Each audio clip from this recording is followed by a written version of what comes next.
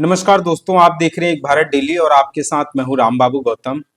इस समय बहुजन समाज पार्टी में बहुत सारी ऐसी खबरें आ रही हैं और मीडिया में, सोशल मीडिया में कुछ जो बीएसपी के खिलाफ धड़ा काम करता है, उसकी तरफ से एक नैरेटिव, एक धारणा बनाई जा रही है कि बहुजन समाज पार्टी में अंदर खाने जो है कुछ ठीक नहीं चल रहा है। आकाश आनंद जी और बहन जी के बीच में तनातनी चल रही है। कुछ इस तरीके की खबरें जो है निकल कर के आ रही हैं और इसी तरीके की खबरें प्रचारित प्रसारित की जा रही हैं। मतलब आप याद कीजिए, एक समय में जो चीजें जो है समाजवादी पार्टी में खुल्लम खुल्ला चल रही थी सत्ता हस्तांतरण के लिए, कुछ उसी तरीके की चीजें दबी जुबान जो है मीडिया में फैलाई जा रही हैं कि कहीं न कहीं जो है बसपा में झगड़ा और बसपा में जो है अंतर्कलह दिखाई जाए, ये बताया जाए लोगों को, इस तरीके का प्रचार प्रसार किया जाए जिससे कि बसपा और ज्यादा कमजोर हो जाए, बहुजन समाज पार्टी का जो बचा कुचा वोट है वो भी खिसक जाए। तो ये हो सकता है किसी की साजिश भी हो सकती है, किसी की शरारत भी हो सकती है। कुछ दिनों पहले कांग्रेस से पहले जो है उदित राज जी ने एक बयान दिया था बहन जी को लेकर के। उसके बाद राहुल गांधी ने इस चीज की और पुष्टि की कि बहन जी बसपा खुल करके चुनाव नहीं लड़ रही, बीजेपी के खिलाफ लड़ नहीं रही हैं। एक तरीके से कहीं न कहीं उन्होंने ये संदेश देने की कि बीजेपी जो है, बीजेपी की बैकिंग में बीएसपी खड़ी हुई है। अब इस तरीके की खबरें प्लांट की जा रही है मीडिया में कि बहन जी के और आकाश जी के बीच में लड़ाई चल रही है। तो बहुत सारी ऐसी चीजें हैं और अब हद तो तब हो गई जब कुछ लोग यहाँ तक जो है दावा कर रहे हैं और प्रचार प्रसार कर रहे हैं कि आकाश जी की छुट्टी भी हो सकती है, बसपा से उनको निकाला जा सकता है, बसपा से उनकी विदाई हो सकती है। बहुत तरीके की चीजें चल रही हैं। लेकिन मैं आपको एक चीज बता दूं, बहन जी जो है वो 70 पर पहुंच चुकी हैं और उसके अलावा अब बहुजन समाज पार्टी को सिर्फ और सिर्फ जरूरत नहीं है, बल्कि बहुत सख्त जरूरत है एक ऐसे नेता की जो करिश्माई हो, जो आक्रामक हो, जिसमें उत्साह हो, उमंग हो, जोश हो, जज्बा हो, बसपा को फिर से जमीनी स्तर पर तैयार कर सके। और ये सब चीजें अभी फिलहाल बसपा में, अगर आप चारों तरफ की जो बहन जी के चारों तरफ इर्द गिर्द लोग हैं उनमें से अगर आप झांक करके देखें तो आपको अभी मौजूदा समय में आकाश आनंद जी के अलावा और कोई ऐसा चमत्कारी व्यक्तित्व, ऐसा कोई नेता मुझे नहीं नजर आता है जिस पर जो आने वाले समय में बहुजन समाज पार्टी को फिर से उसी स्थिति में ला सके या मजबूत कर सके। मुझे बहुजन समाज पार्टी में दो तीन ऐसे मजबूत चेहरे भी नजर आते हैं, लेकिन वो संगठन के लिए तो अच्छा काम कर सकते हैं, लेकिन पार्टी को राष्ट्रीय स्तर पर उत्तर प्रदेश में फिर से खड़ी करना ये आकाश आनंद जी कर सकते हैं। और मुझे लगता है कि अब समय आ गया है जब पूरी तरीके से भरोसा करके आकाश जी को जिम्मेदारी दी जाए, वो फ्री हैंड होकर के काम करें जिससे कि बसपा को मजबूत स्थिति में लाया जाए। आकाश आनंद जी के बारे में मैं ऐसा इसलिए कह रहा हूं क्योंकि मुंबई में आकाश आनंद जी ने एक भाषण दिया था और उसमें उन्होंने खुद स्वीकार किया था कि बसपा में अभी कुछ कमियां हैं और उन कमियों को दूर किया जाना जरूरी है। और अब उनकी नजर में वो कमियां क्या हैं, अब वो तो आकाश जी को पता होगा और वो कैसे दूर करेंगे, बसपा को फिर से कैसे मुख्य धारा में लाएंगे, वो आकाश जी को पता है। लेकिन मैंने आकाश जी से एक बार मेरी बात हुई है व्यक्तिगत तौर पे और दो बार मैंने उनको बहुत करीब से जो है जनसभाओं में बोलते हुए देखा है, उनके हाव भाव बढ़ने की कोशिश की, उनकी भाव भंगिमा क्या रहती है जानने की कोशिश की है। तो नगीना में जब आकाश आनंद जी की पहली रैली थी और 2024 का लोकसभा चुनाव चल रहा था, तो मेरे अंदर बहुत ज्यादा जिज्ञासा थी कि आकाश आनंद को मुझे सुनना है। और मैं रात में टिकट करके नगीना पहुंचा था और मुझे, मेरे अंदर बहुत कौतूहल और जिज्ञासा थी कि मैं आकाश जी को एक बार बोलते हुए सुनूंगा। और वो नगीना से अपनी जनसभा का, अपनी पहली रैली का आगाज करने जा रहे हैं। 2024 का लोकसभा चुनाव था, सब लोग कह रहे थे कि बसपा इस बार लड़ाई में नहीं है, तो मेरे अंदर ये भी बहुत ज्यादा जिज्ञासा थी कि आकाश कैसे बहुजन समाज पार्टी के कार्यकर्ताओं में जोश भरेंगे, कैसे जो है चीजें करेंगे। तो इन सब चीजों को लेकर के जैसे दूसरे लोगों में जिज्ञासा रहती पत्रकारों में, मेरे अंदर भी थी। मैं नगीना समय से पहुंच गया था। मैं जब 11 बजे पहुंचा तो वहां बहुत सन्नाटा था, 20 मुश्किल से 20 गाड़ियां होंगी और 200 से 250 लोग होंगे। तो मुझे लगा कि बसपा के बारे में जो अफवाहें फैलाई जा रही थी, जो लोग कह रहे थे बसपा इस बार लड़ाई में नहीं है, शायद ऐसा सच में है क्या, क्योंकि उस समय 200-300 लोग मौजूद थे, गाड़ियां भी 20 से 30 के आसपास थी। 11 बजे का समय था आकाश जी के आने का, तब तक कुर्सियां भी खाली पड़ी थी। लेकिन उसके बाद जो है 11 बजे के बाद, वही 11:30 बजे के बाद और 2 बजे के बीच तक में उस जनसभा में इतने लोग आ गए और पूरा जो बगल में मैदान पड़ा हुआ था वो पूरा गाड़ियों से भर गया। तो मैं भी अचंभित रह गया और मेरे साथ जो दूसरे पत्रकार गए थे उनमें जो है तुरंत चर्चाएं दूसरे तरीके की होने लगी कि आकाश आनंद जो है, जब उन्होंने भाषण दिया, स्पीच दिया, तो सब लोगों ने कहा कि आकाश जरूर जो है बहुत आने वाले समय में बसपा के लिए फायदे का सौदा साबित होंगे और आकाश फिर से बसपा को खड़ी कर देंगे।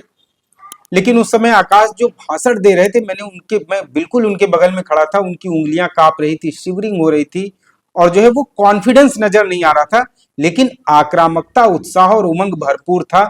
बहुत तेजी से जोश में भाषण दे रहे थे, बस कॉन्फिडेंस की कमी थी।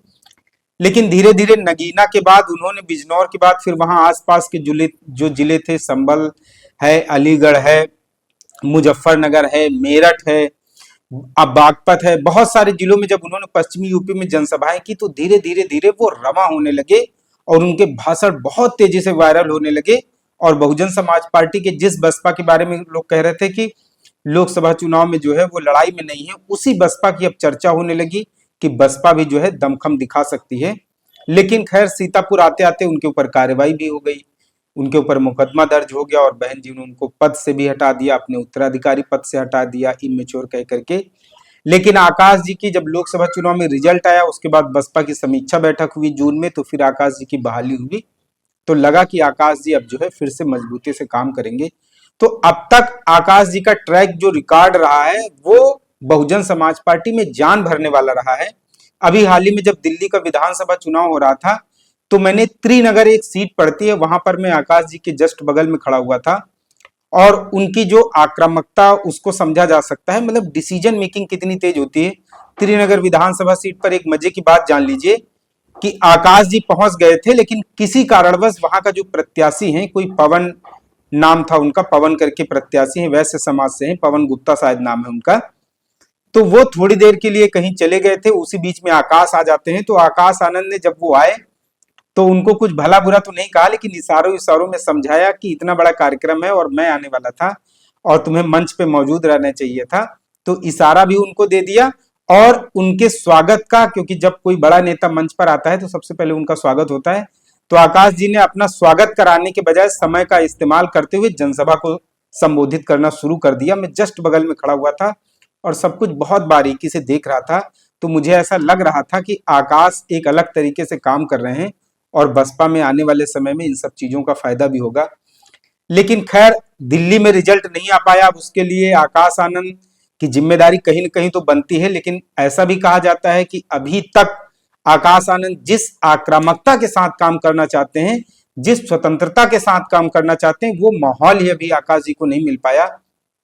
खैर फरवरी महीने में एक शादी होती है आकाश जी के ससुर जो अशोक सिद्धार्थ हैं उनके बेटे की, मतलब आकाश जी के साले की। आगरा में वो शादी होती है, कुछ लोग बुलाए जाते हैं, कुछ लोग इकट्ठा होते हैं, वहां फोटो सेशन चलता है। आकाश जी अपनी पत्नी प्रज्ञा जी के साथ विद फैमिली जाते हैं, लेकिन वहीं से बताते हैं कि कुछ लोग बहन जी से शिकायत करते हैं। ऐसे आरोप लगाए जाते हैं कि बसपा में एक लॉबी तैयार हो रही, एक बहन जी है, दूसरी तरफ एक और गुट तैयार हो रहा है, ये संदेश दिया जा रहा है कि अब आकाश ही सब कुछ है।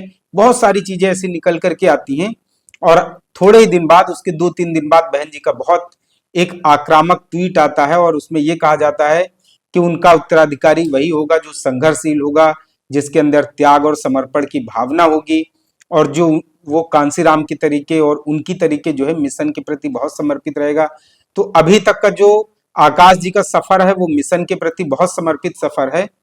लेकिन अगर बसपा में जैसी की चीजें आ रही हैं, अगर दूसरा विकल्प तलाशा जाता है आकाश जी के बाद, हालांकि ये सच है कि बहन जी जिसे अपना उत्तराधिकारी बनाएंगी लोग उसे स्वीकार कर लेंगे, लेकिन आकाश आनंद जी भी अपनी एक ऐसी जगह बना चुके हैं।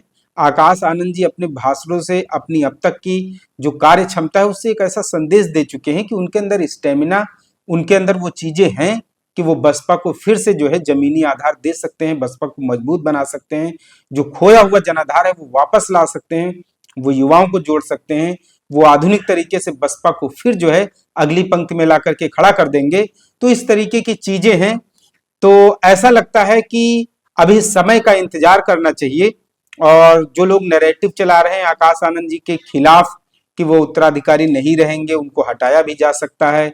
कुछ लोग जो है तेलंगाना में एमएलसी का चुनाव होना है, वहां के पोस्टर दिखा रहे हैं। उसके अलावा बिहार में अभी हाल ही में एक बसपा की बड़ी जनसभा होने वाली है, वहां के कुछ पोस्टर आ रहे हैं कि उसमें आकाश जी की फोटो नहीं लगी है।